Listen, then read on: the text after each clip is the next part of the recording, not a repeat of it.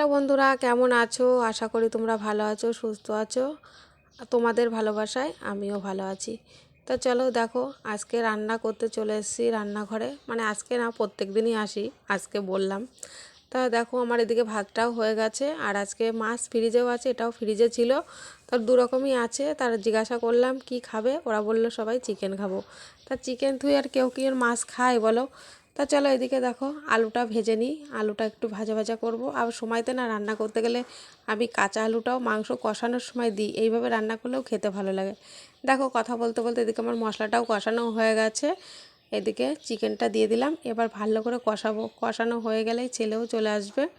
আমার রান্না করতে করতে আজকে বেশি একটা সবজি ছিল না ঘরে, তার জন্যই শুধু মাংস আর ভাত করব, আর কিছুই করব না। আর কোনো সবজি নেই। তা যাই হোক, দুবেলার মতন হয়ে যাবে আমাদের তরকারি। তারপর রাতে দেখা যাবে, যাই হোক একটা হবে কিছু। তাই দেখে দেখো, কষানো মাংস একটু তুলে রেখেছি। ছেলে চলে এসছে বাড়িতে। এই যে আমাদের সকালের খাবার খাবো। সকালে মাংস ভাত খাবো। এদিকে খাওয়া দাওয়ার পরে চলে এসেছি, ঝোলটা ফুটছিল। এদিকে আমার হয়েও গেছে, ধনেপাতা গরম মশলা দিয়ে নামিয়ে নেবো। এই যে রান্নাটা হয়ে গেছে আমার। এবার সকালের মতন তো খাওয়া হয়ে গেছে, আর দুপুরের খাবার দুপুরে খেতে চলে যাবো। স্নান করে পুজো দিয়ে চলে এসেছি খেতে। এখন আমরা তিনজনাই থালায় ভাত বেড়ে নিয়ে যে, তিনজন বলতে আজকে মানে আমার বর নেই এখানে। আর আমার বর বলল যে পরে একটু লেট হবে আসতে, তো আমরা তিনজনের খাবার বলতে জেম্মা, আমি আর আমার ছেলে। এই দেখো, শুধু চিকেন আর ভাত, আর কিছুই নেই। তো বলেইছিলাম তো, কোনো সবজি নেই, যা আছে তাই দিয়েই আমাদের হয়ে যাবে। তা চলো, এইদিকেও থালাটা পছন্দ করছে কোনটা নেবে, এটা না ওটা নেবে। তা যাই হোক, ওর একটা পছন্দ হলো, এটা আগে নিলাম। এই যেটা আগে দিলাম মাংস, সেটাই ও আগে খাবে। মানে ও ওই থালাটাই পছন্দ করেছে, ওই থালায় ও ভাত খাবে।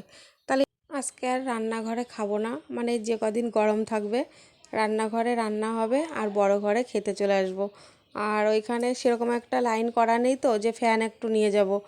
আর রান্না হয়ে গেলেই মোটামুটি দুপুরের খাবার কি সকালের খাবার ঘরেই খাবো। ফ্যানের তলায় না বসে খেলে না, একটু বেশ গরমের মধ্যে বোঝোই তো।